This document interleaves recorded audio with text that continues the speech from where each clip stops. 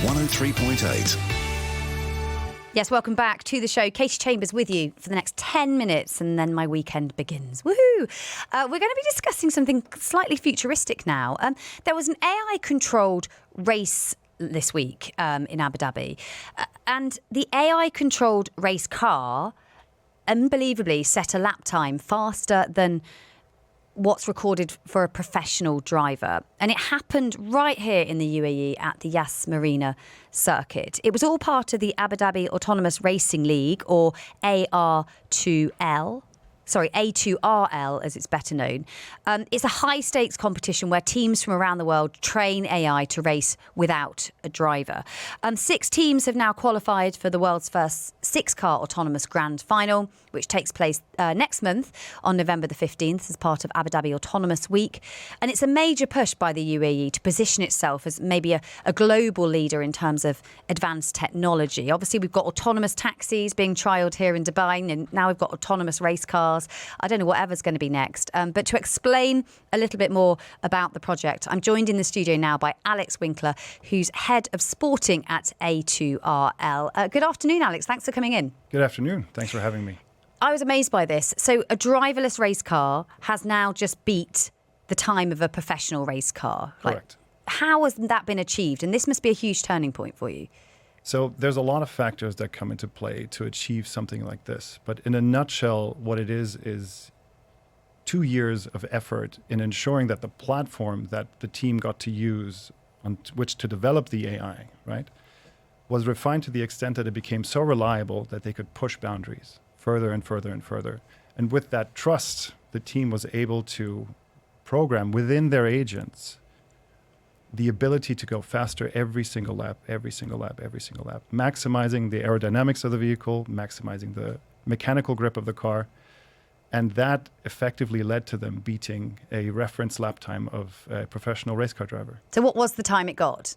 So the time of the autonomous agent was a 58.8, beating the reference lap time of a 59.3. Oh, wow. So that's quite a lot of, in racing terms, 0.5 is a big gap. Yeah, absolutely. Really big gap. And what do these cars look like? Are they the same as an F1 car, or are they smaller? They look extremely similar to F1 cars. They are built based on a platform that actually exists currently. That is a professional racing series raced in Japan. It's called Super Formula.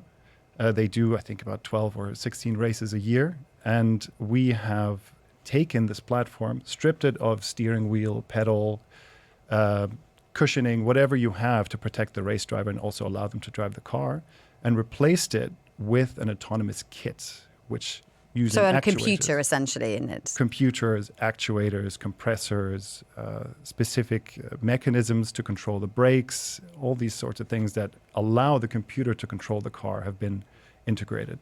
And do you think, part of F1 is the drivers, the personalities? By doing this, you're sort of removing the fun part, aren't you, to an extent? Well, I can see how you get to that point, right? Myself, I come from the motorsport environment. I've been in the industry for 16 years and I've also been a driver. So this question that you're asking is very close to my heart.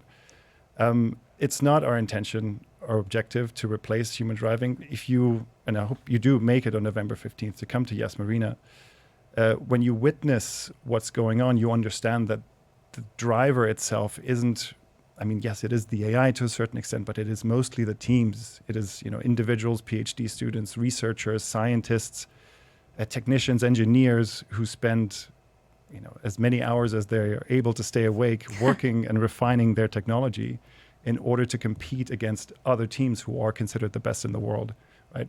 So the drivers are, to one extent, yes, the AI, as we want to call it.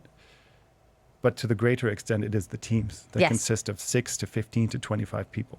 And we've now have 6 international teams in the final on November 15th. And the UAE has made this league almost like a flagship project. What's the strategic goal behind it?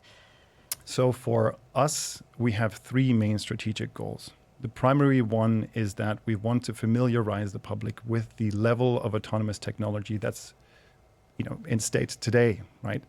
Allowing us to conduct a race with these teams allows us to demonstrate to the world what autonomous technology is capable of, right? But that doesn't mean we're trying to replace the driver even on the roads, right? Same thing applies to professional race car drivers. We are using this as a platform to develop technologies that can then be translated into the public sector. So achieving this is going to be phenomenal for us, and we're already seeing it in play currently. Furthermore, we, with the Abu Dhabi Autonomous Racing League, we're positioning Abu Dhabi and the UAE as an innovator, a country that's willing to take a gamble on something that wasn't tested before, that's extremely advanced, highly competitive. I want to ask, actually, do they crash much? So in the first year, there were more crashes than there were this year, absolutely. But then again, that's the benefit of autonomous racing. You might crash the car, but nobody's harmed in it. Yeah. Well, thank you so much. It's so interesting, and we will definitely try and come down on the 15th. My son loves F1 or anything like that, so he would absolutely love it. But yeah, that was the voice there of Alex Winkler. He's head of sporting at A2RL. Would you watch autonomous race cars? We're going around the circuit. I mean, it might be a bit like Scare Electrics in a way, kind of, watching that. It is astounding that it's beat, sort of the recorded. It's astounding that it's faster than a professional driver. Get in touch, 4001, or the WhatsApp number is 048715500. That is the end of the agenda for today. We just have time to reveal our competition winners, pair of VIP tickets to Taste of Abu Dhabi. The right answer that I'm having for lunch was, of course, curry. Rabab, you are the winner of that one. Congratulations. And then the person joining us in our Ain Dubai capsule for the world's biggest game show on November the 15th. The correct answer was 250 metres is how tall Ain Dubai is. And the winner for that is Shireen. Congratulations to both of you. What a great start to your weekend. We'll get the competition team to get in touch with you for that. That is the end of the agenda. Georgia will be back on Monday live at 10 a.m. But until then, have a lovely rest of your weekends. Bye-bye. This is Dubai Eye 103.8. Your home of news, business,